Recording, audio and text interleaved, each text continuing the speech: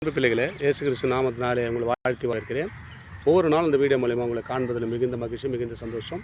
இந்த நாளில் ஒரு வேத வசனத்தை காண்பிக்கிறேன். எரேமியா தீர்க்கதரிசன புத்தகம் 17ஆம் அதிகாரம் 7ஆம் வசனம் 8ஆம் வசனம் சொல்லப்படுகிறது. கர்த்தர் மேல் நம்பிக்கை வைத்து கர்த்தரை தன் நம்பிக்கையாக கொண்டிருக்கிற மனுஷன் பாக்கியவான். நம்ம உலகத்தில் ஏதேதோ நம்பிக்கை வச்சுருக்கிறோம். நம்ம நம்பிக்கை வச்சு சோர்ந்து போகிறோம். கிடைக்கலனா வரட்டி ஆயிடுறோம்.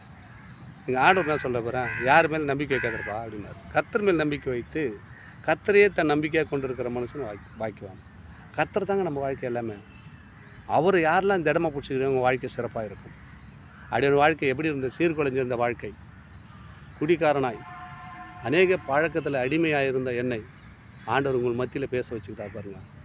அவர் மேலே வச்ச நம்பிக்கை, அவர் என் மேலே வைத்த நம்பிக்கை. தாயின் கருவிலே உருவாகும் முன்னே என்னை பெயர் சொல்லி அழைத்தார். அநேக இடத்துக்கு அநேக வீடியோக்களை அநேக ஜன பார்க்குறீர்கள், இந்த வசனத்தை கேட்குறீர்கள். நான் தகுதி இல்லாதவன், தகுதியற்றவன். நான் கர்த்தர் மேல் அப்புறம்தான் நம்பிக்கை வச்சேன். நம்பிக்கையற்றவனாய் கண்ணிருந்த குருடனை போல் தெரிந்திருந்தேன். என் கண்களை மனக்கண்ணை திறந்தார். உங்களோடு பேசும்படியே கர்த்தர் கிருபை செய்கிறார். கர்த்தர் மேல் நம்பிக்கை வைத்து கர்த்தரையே தன் நம்பிக்கையாக கொண்டிருக்கிற மனுஷன் பாக்கியவான். இப்போ நான் அவர் நம்பிக்கையாக கொண்டிருக்கிறேன். அவர் தான் என் ஜீவனே, அவர் தான் எல்லாமே எனக்கு அப்படி சொல்லிட்டு எல்லோரும் இருக்கிறாங்க. இருந்தாலும் அதை காட்டிலும் எனக்கு மெய்யான தெய்வம் இயேசு ஒருவர் தாங்க. அவர் இருந்தால் தாங்க நான் இப்போது ஜீவனோடு உங்களோடு பேசி கொண்டிருக்கிறேன். அந்த பாக்கியம் தான் எனக்கு பெரிய சிலாக்கியம். அந்த பாக்கியம் தான் எனக்கு சிலாக்கியம். கர்த்தர் மேல் நம்பிக்கை வைத்து கர்த்தரையே தன் நம்பிக்கையாக கொண்டிருக்கிற மனுஷன் பாக்கியவான். எது மேலே நம்பிக்கை வேறு, கர்த்தரையே தன் நம்பிக்கை. அவர் தான் தன் நம்பிக்கை, வேறு எதுவும் கிடையாது. அவரை நினச்சிட்டு போனால் ஏதோ வெற்றி தான், சோர்ந்தே போக மாட்டேன். ஏன்னா இயேசு என்னோடு இருக்கிறவர், உலகத்தில் காட்டிலும் பெரியவர். அவர் இருக்கும்போது எனக்கு என்னங்க கவலை.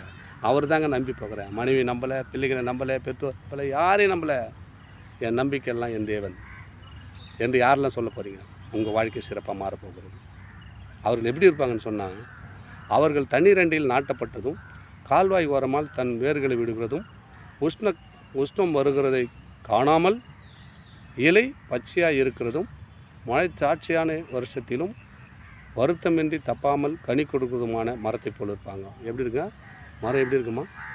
மழை வந்தாலும் கவலை கிடையாது, வெயில் காலம். கால்வாய் ஓரமாக நடப்பட்ட மரம் எப்படி இருக்கும்? செழித்து கனித்தரும், பச்சை பசேல்னு தான் இருக்கும். உங்கள் வாழ்க்கை அப்படி தான் மாறப்போகுது.